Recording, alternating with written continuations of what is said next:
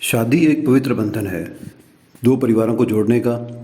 ये एक बंधन ऐसा बंधन है कि जिसमें दो लोग खुद स्वयं जीवन भर के लिए जुड़ते हैं और दो परिवार भी साथ में जुड़ते हैं। लेकिन आपने देखा होगा कि आजकल शादियां बहुत ज़्यादा देर तक नहीं चलती, और अगर चलती भी हैं तो उनमें मनमुटाव बहुत ज़्यादा रहते हैं। जबकि इससे पहले अगर हम बात करें आज से 20 साल पहले की, तो उतना ज़्यादा शादियों के अंदर जो आपस में लड़ाई झगड़े, कोई अनबन, कोई मनमुटाव, ये सब नहीं हुआ करते थे। देखते हैं क्या कारण ऐसे होंगे कि जो ऐसी चीज़ हुई। हमें किसी भी चीज़ के जो मेन कारण है वहाँ तक जाना चाहिए कि ये सब चीज़ें क्यों होती हैं। आज हम उसी पे बात करेंगे। क्या नाचने गाने को विवाह कहते हैं? क्या दारू पीकर हल्लड़ मचाने को विवाह कहते हैं? क्या रिश्तेदारों और दोस्तों को इकट्ठा करके दारू की पार्टी को विवाह कहते हैं?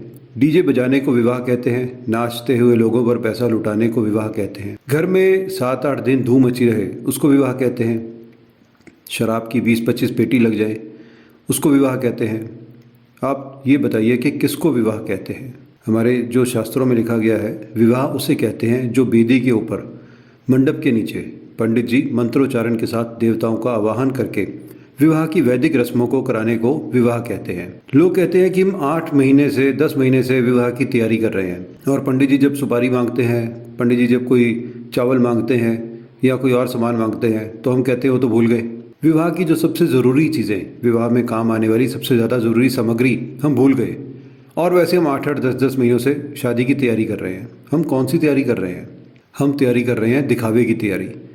हम कर रहे हैं लोन लेकर दिखावा करने की तैयारी। इतना दिखावा, इतना ज़्यादा लोन लेकर, अपना या नहीं भी लेते हम लोन, हमारा जो अपना पैसा कितने सालों से हमने बचा के कमा के रखा होता है, और एक ही झटके के अंदर हम उस सारे पैसे को केवल दिखावे के लिए हम सारे पैसे को लगा देते हैं, स्टेटस के लिए कि उनकी शादी ऐसी थी, हमारी ऐसी होनी चाहिए।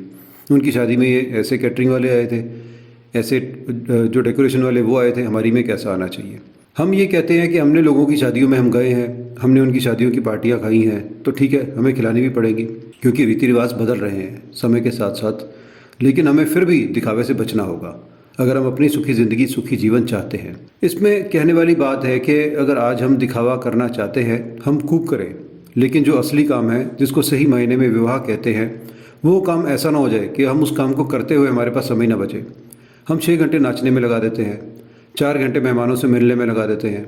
जयमाला के समय कितनी कितनी देर हम अड़े रहते हैं।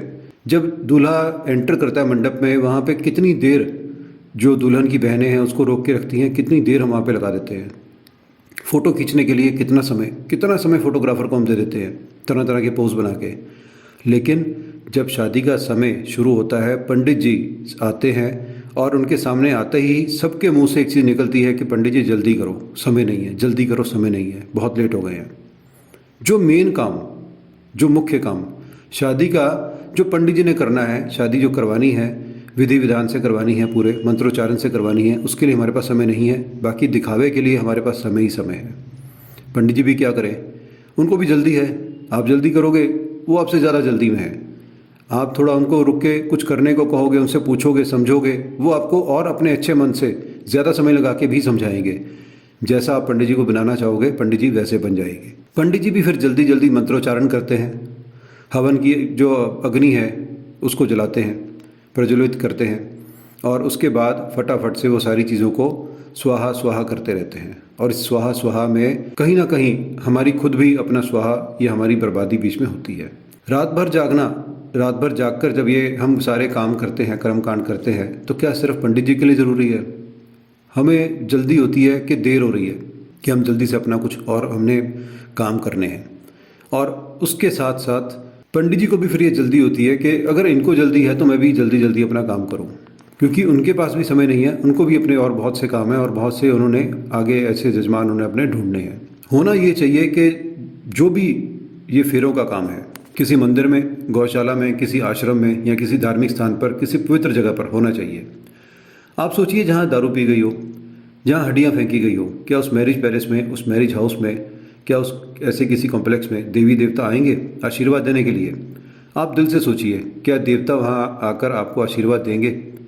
आपको नाचना, कूदना, खाना पीना जो भी करना है, वह विवाह करने से एक दिन पहले या एक दिन बाद में करें, मगर विवाह का कोई एक मुहूर्त, एक दिन निश्चित करके उस दिन सिर्फ और सिर्फ विवाह से संबंधित रीति रिवाज होने चाहिए।